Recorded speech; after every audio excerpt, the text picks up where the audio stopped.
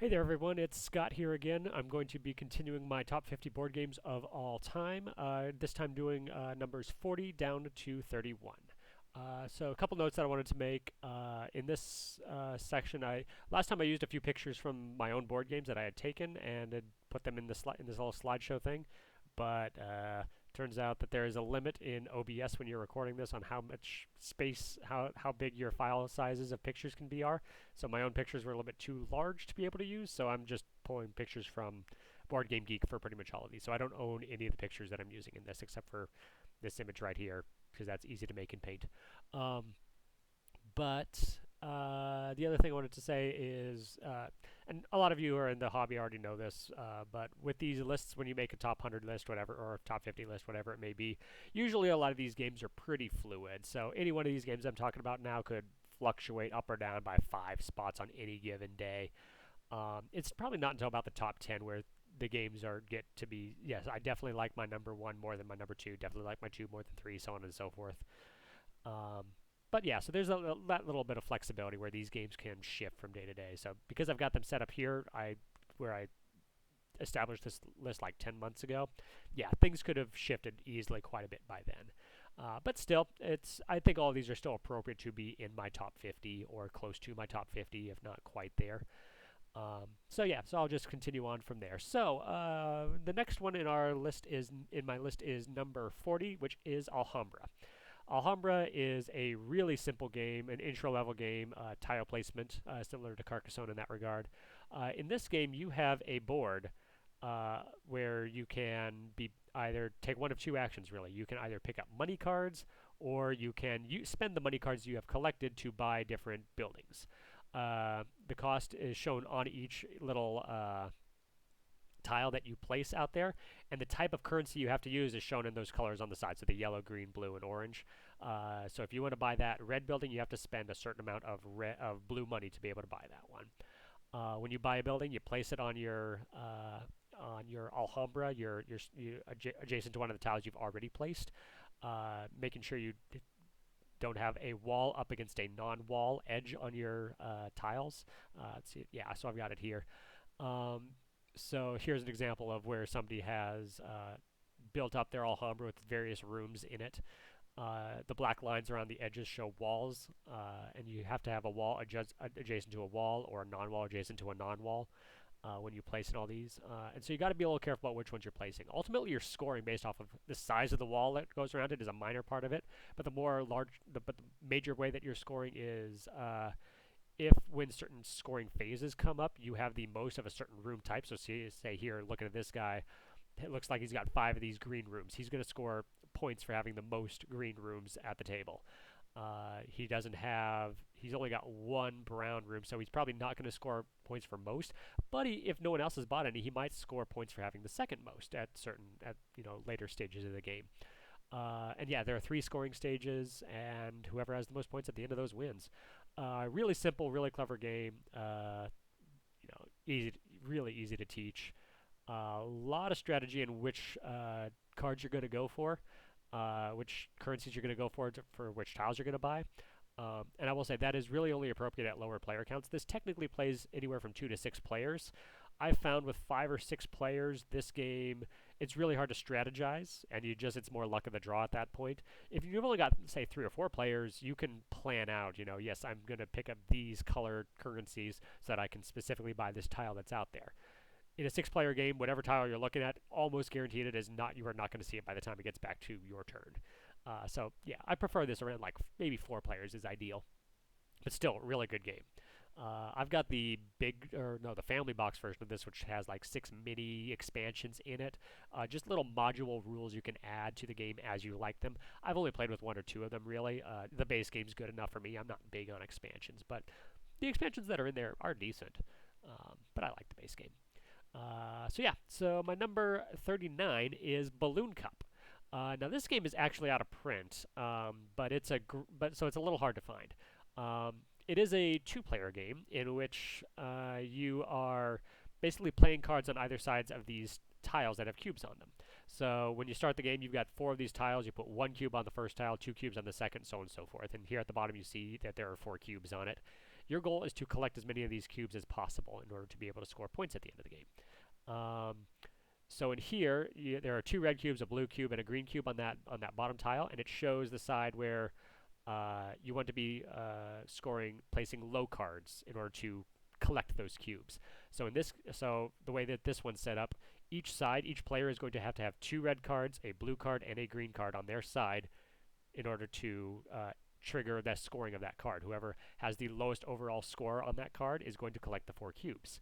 This one above it, you're trying to get the highest cards out there. The nice part is if you get kind of screwed over by whatever cards you have, so say in this one you have to play 2 red cards, 1 blue card, and 1 green card.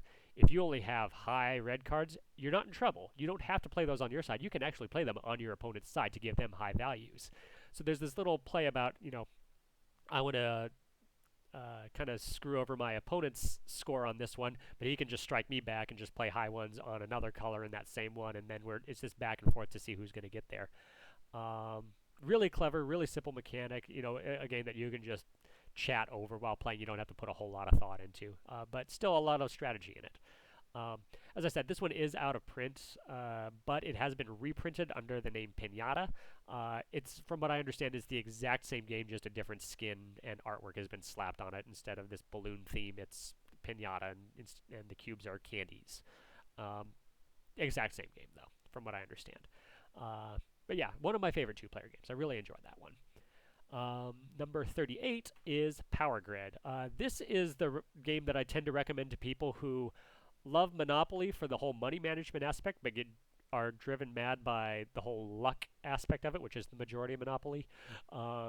Monopoly is entirely reliant pretty much on luck. If you get your high rolls, you'll make it around the board. Yeah, the whole money managing aspect, while valuable, is pretty minor part of Monopoly. This relies a lot entirely on money management.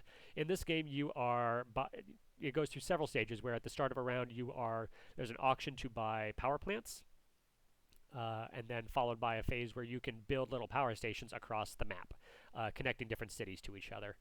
And then after that, there's a sequence where you are buying resources in an amazing supply and demand type system where you've got coal out there, oil, garbage, and nuclear fuel. And if a bunch of people are buying, say, coal because it's relatively cheap, eventually it's going to get really expensive because the supply of it goes down and the cost of it will therefore go up.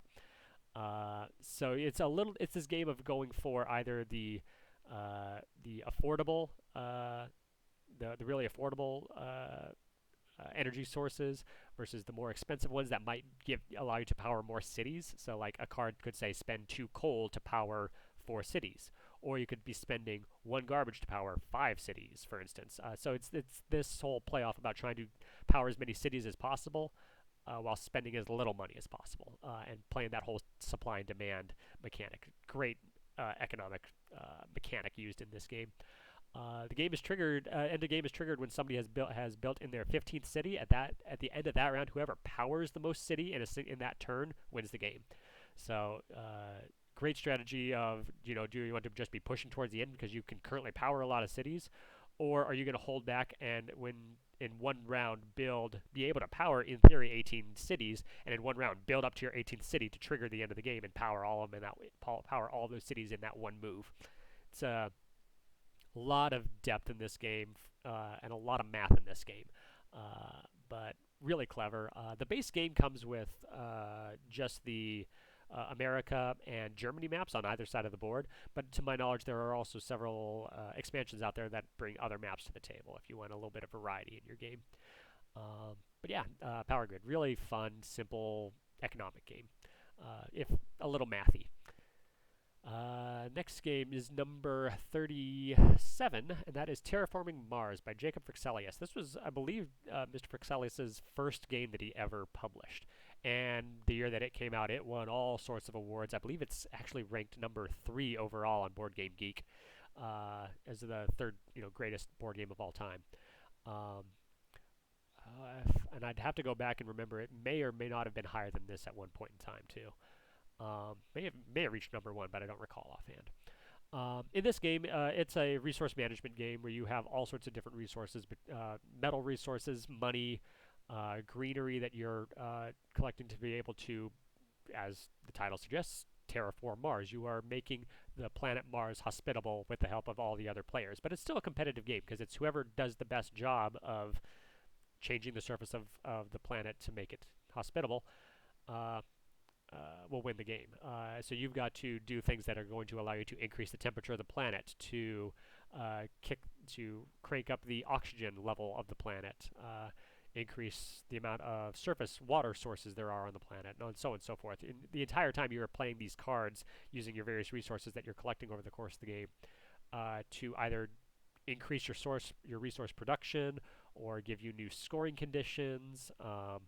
All sorts, and it's a huge deck of cards. And I will say the people who have played this game quite a bit are going to have a distinct advantage over players who have not, just because they understand that deck and how certain cards can play synergistically with each other. But still, really clever game. A more advanced game for sure. This is definitely, I would say, not an intro level game, but still a really good game that I do recommend for the probably for the slightly more experienced gamer. Non-experienced gamer, they could learn it, but it's going to take a few games before they're really able to thoroughly appreciate and enjoy it, I think. But it's still, yeah, when you get there, it's a great game. Let's see. I think that's everything for that one. Number 36 is one that is probably one of the games that on my list that most people have heard of, just because of how big it was. Even you can buy this in most non-hobby stores like Target and stuff like that. You can buy it, and that is Codenames. I remember when I first saw a video advertising this game, I was like, this looks great. This is the exact type of word game that I've been wanting for a long time. This game is a bit like the traditional game Password, except with a more advanced layer on top of it. So instead of trying to communicate one word by giving a one-word clue, you've got this grid of 25 words, and there's two teams working against each other with the spy master on each team trying to give a one-word clue to their teammates to try to communicate which words are on their team. Whichever team finds all 8 or 9 of their words first wins the game. You give a one-word clue, so say red, and then a number, and so say 3. So you might be looking for 3. So the team is looking for 3 words on that board that might correlate to the word red, and select them. And you're just trying to find those correct words. If you ever hit a wrong answer, then your turn ends immediately, and it'll get covered with a different color. So it might be your opponent's word, so that's one less word that your opponents have to get. It could be a neutral word, which just ends your turn, no big deal. Or there is one assassin in the game where if any team accidentally hits that one instead, their team instantly loses that round. Really simple, really clever word game. And you can teach this to just about anyone. There are also several new themed versions of this game. There's a 2-player specific one, which is pretty good, called Codenames Duet. There's a pictures version where instead of a bunch of words, you just have pictures and you still have to give a one-word clue. There's a Disney-themed one. There's a Marvel-themed one. There's a bunch of other themes out there. I forget what all of them are, but those are the 2 that I tend to see in stores the most. But even the base game, there's an adult one if you're like the whole Cards Against Humanity type fan. There's an After Dark version of Codenames. But yeah, just even the base Codenames is amazing, and I love it. But yeah. Next is at number 35, Betrayal at House on the Hill. Now I will say this is more of a storytelling experience than an actual game, at least for the first 3/4 of the game. Because this is every single bad B horror movie wrapped up in a single box. All the players are basically just exploring this haunted house and going through different rooms and finding strange and eerie artifacts and events going on. You got 4 stats that the entire time are bouncing up and down. Sanity, knowledge, strength, and speed. And yeah, these stats are going to go up and down based off the various encounters that you're going to have as you're exploring this haunted house. Eventually, after the house has been explored to a certain point, over the course of the game, you'll be making rolls to see whether or not the haunt occurs. And the haunt is the moment where one of the players is just going to straight up betray all of the other players. When that happens, you look in this book that has a table in it, and you have to look up what omen you found and what room you found it in when the haunt occurred. and that table will tell you which player the traitor is and which scenario you're playing. And the base game comes with 50 different scenarios, so a huge amount of replay value. At that point, the traitor goes into another room, and all the other players stay in that room, and they read through their scenario about what they need to do to win the game. The traitor gets a bunch of new powers to try to mess with the other players, and they'll come back to the table and just see who can come out on top. A lot of chaos, but a lot of fun. There's a lot of luck in this game, but just all the various things that can happen, and it's so cinematic. You can actually picture all these things happening in an actual horror movie. I've had one game where I was doing well, I was getting a bunch of good items, the haunt occurred, and the first room I stepped into after the haunt occurred, where I was trying to take down that villain, the roof collapses on me, and I am pinned, and all the monsters come and devour me. It was tragic, but cinematic. I absolutely loved it. I've also got the Widow's Walk expansion, which has more rooms, it has more cards, and 50 new scenarios. I've probably played this game maybe a dozen times, and I've only had to repeat a scenario one time. So huge amount of replay, and I still have a lot of content to go through in this game. But even repeating that one scenario, because the map is different every time you explore, because you're flipping to see what room you go into. It's not the same layout every time you play this game. Huge amount of replay value there too. So even playing the same scenario twice, it felt like a completely original game that I hadn't played before. So I like this game a lot. For those that are interested in a slightly different theme, they have also released a game called Betrayal at Baldur's Gate. So if you like that more D&D theme over haunted horror theme, that's another route you could go with this one. But I have not played that one myself, so I can't speak to it too much. But yeah, that's 35, Betrayal at House on the Hill. Number 34 is Five Tribes by Bruno Cathala. Probably one of my favorite designers, Bruno Cathala. He's really good at implementing theme into his mechanics. And in this game, it's a little bit like Mancala on steroids. So you've got all of these meeples on the tiles out here, and on your turn, you are going to be picking up all the meeples on one tile and dropping them off one at a time in adjacent tiles, going around until you get to whatever tile you want to end on. Whichever meeple you drop off on that one, the last meeple in your hand, you pick that up as well as all the meeples of that same color, and that will allow you to trigger some sort of an action to either to get victory points, to collect money, to collect resources from the market, all sorts of stuff like that. And through all these mechanics and moving these meeples around, you are claiming locations, you are purchasing gins to give you bonus abilities. You are planting camels and claiming locations. A whole bunch of different scoring routes that there are in this game. Has a really unique auction mechanic where you bid for your turn order. So you can spend your victory points in order to be able to go earlier in the game, but somebody could spend more victory points to go even earlier in the round.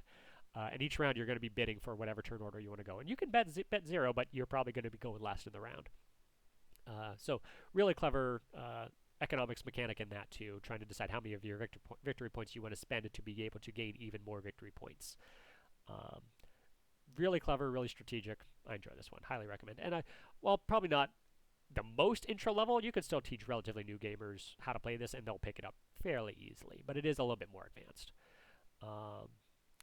In at number 33 is Patchwork by Uwe Rosenberg. This is a two-player game. Uwe Rosenberg's another one of my favorite designers. He does usually some pretty heavy Euro games, a lot of resource management, but this is actually really light. I had first heard about this game. I was just looking for Christmas present for my mother, and I know since she's a quilter, I figured this one might be up her alley. Relatively easy to learn, two-player, so both her and my dad could play together easily. But this is a little bit sort of like a Tetris game because you are baking a patchwork quilt and spending time and resources on the tiles. So you have 3 tiles available each round, which wherever the pawn is in that circle of tiles, you can pick one of the next 3 tiles adjacent to it and play that one somewhere on the board, on your board. But you have to spend, each tile has a cost in buttons, which is the currency and victory points of the game, and has a cost in time. You spend the buttons from your supply, and then you have to spend time by moving in that central board, moving your marker around that many spaces in time. Every time you pass a button, then you get to score money, or buttons, based off of how many buttons are on the tiles that you've already played on your sheet. At the end of the game, whoever has collected the most buttons and most efficiently filled out their board, there's a scoring system there. For every space that you don't get, is you lose 2 buttons. For every space you don't fill. So whoever has the most buttons at the end wins. Really simple Tetris-y style game. I do enjoy this one quite a bit. I'd be interested if there. I'd love to see if there were like higher player count versions of this game, but even as just a 2-player game, great, simple, intro friendly game. In at number 32 is Reiner Knizia's Age of War. This is a dice chucker. As such, there's a lot of luck in this game. But the entire game is literally 21 components. It is 14 cards and 7 dice, and that is it. So it's in a tiny little box, so portable if you want a good game on the go. In this one, you are rolling dice and trying to complete objectives. So each of these cards has a certain number of objectives on it. Each objective is a row on the card. So you'll roll all 7 dice, and then based off what you roll, you take some of those dice and complete one of the objectives on the card. So say here, if it looks like they've rolled 2 horses, you could claim where there's one. Yeah, so that third, that purple card that's worth 4. You could claim 1 row of that. So then after you claim that one, you pick up the remaining 5 dice, roll them again, and try to get those 2 bows in order to complete the second objective on that card. If you get all the objectives done, then you get to claim the card. And I will say you didn't get those 2 bows, you could roll again, but first you have to throw away one of your failed dice. So you only got 4 to deal with on the next one. Fail again, throw another one. You're only rolling with 3, so it gets a little bit more tense trying to score that one. You'll see that all these cards are in different colors. If you get all of the cards of a single color, you can lock it, and no one can steal the cards from you. Because once you do claim one of these cards, somebody else can steal it from you. If they roll, they just have to complete one additional objective, which is that little red square with a mask in it. That's one additional objective that they have to complete to take it from you. But just because you claim one of these cards doesn't mean it's yours permanently. So yeah, really simple dice chucker. When all 14 cards have been bought, that triggers the end of the game. Whoever has the most points wins. Really simple. And yeah, by Dr. Reiner Knizia, who also designed my number 31 game, Raw. Raw is a auction game and tableau building game in which you are... Oh, a PNG. Okay. So I guess it doesn't have a background on that version of that type of file. Anyways, so in this game, it's an auction mechanic where you have one of 2 choices. You can either start an auction based off of the tiles that have come out so far over the course of the round, or you can draw another tile from the bag and place it out there. If you happen to draw a Raw tile, which is a red tile with the god Ra on it, then that immediately triggers an auction. So you're trying to get these various tiles that are giving you points in various ways. So like the green ones, they're yours every round. Every end of the round, whoever has the most of those is going to score victory points. The blue tiles are end of game scoring for sort of set collection. There are 8 different types of blue tiles. If you get a set of all 8 types, that scores you points. For every 3 of the same type of blue card you get bonus points. There are some cards that there are flood tiles, flood and farm tiles, where your farm cards you get to keep through over the course of the game, but your flood tiles go away at the end of every round. But in order to score any of your farm tiles, you have to have a flood tile during that round. So it's really, really simple, but still strategic route at. I'm saying that about most of my games. Simple but strategic. That tends to be my go-to for a lot of games. But yeah, it's a fun little auction game. And the best part is when you got 3 auction tiles in front of you that are of different values. So those are the only 3 values you can bid. So other people can outbid you. And you're just out of luck at that point. But when you win a bid, you have to take the previous auction tile that won. So you might bet big, but you might get stuck taking a 2. So the next a 2 auction card so the next round you've only got a 2 bidding power tile, which means next round you're going to struggle a little bit more trying to claim the tiles you want. But yeah, there's a lot of pressure luck. See how many tiles you want to get out there before you trigger a auction, because you may really want to win that bid because there's a lot of tiles out there and you've got a high value bidding tile. But if you got a low value bidding tile, you might want to trigger it early, so whoever does have those high bidding tiles is not getting as many good things in a single bid. Yeah, really clever. I enjoy this game a lot. So that takes us through my numbers 40 through 31. I will be back next week to do my next 10. But let me know what you think. If you have any strong opinions about any of these games, I know Jason will probably comment about his hate for Betrayal at House on the Hill, but every to each their own. Uh, but yeah, let me know if there's anything that once I finish up this my top 50. There's any other themes you want me to address? I've got a few in mind that I'm starting to prep. But if you have any questions about any of these games or want to know my other thoughts about these games, let me know in the comments below. Thanks. I'll see you next week.